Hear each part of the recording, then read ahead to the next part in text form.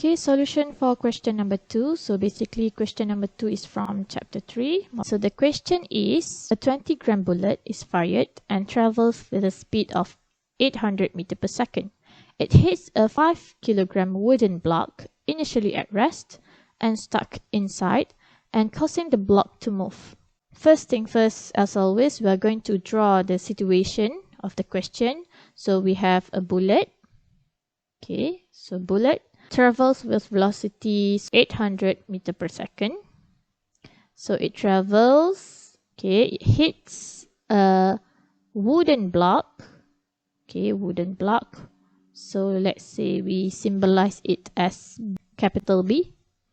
So this is initially at rest. So it's going to be U wooden block is equal to 0 meter per second. So this is your UB. So after the collision, the bullet is stuck inside the block.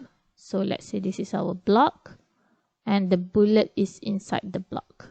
Okay, so now we can understand, or we can think of that our bullet and the block will move with similar final velocity. So they only have one value of v.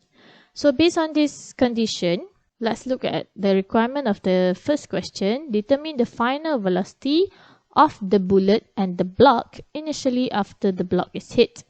Okay, so we are applying the conservation of linear momentum. So we have the summation of momentum initial is equal to summation of momentum final. Okay, so let us write down the equation first. The general equation, mb bullet ub plus m block u block equal to m1 plus m2 times velocity for both. Okay, so let us substitute the values. So 20 gram is to be converted into kilogram minus 3. UB is 800. So as we know, UB for block is equal to 0. We can just straight away move to the right side of the equation. So M1 is 20 times 10 to minus 3 plus 5 kilogram. So we want to find V. Okay, so your calculation will be done and you're supposed to get velocity final is 2.5 meter per second. Okay, and the next question is show that the collision is inelastic. Okay, so inelastic means, I hope you still remember, for inelastic collision, our kinetic energy is not conserved, meaning that our initial kinetic energy is not equal to final kinetic energy. So class, we have to prove this. Okay, we are proving this. Okay, because we know that it is inelastic collision. So how? So one of the ways to prove is we can calculate initial kinetic energy separately with final kinetic energy, and from the two numbers we can conclude that it is inelastic collision.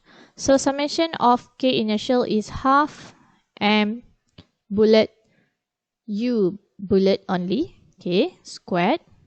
So substitute the values. You'll have m bullet is 20, u bullet is 800 squared. Okay, don't forget to square the 800. So finally you'll get 48 joule.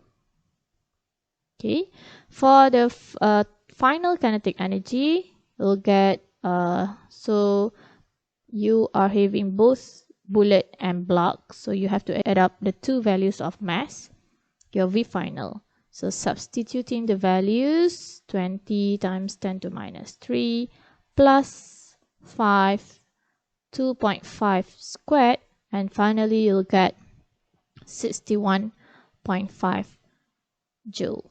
So we can see here that both kinetic energy, initial and final, are not the same. So you can once again write down summation of Ki is not equal to summation of K final.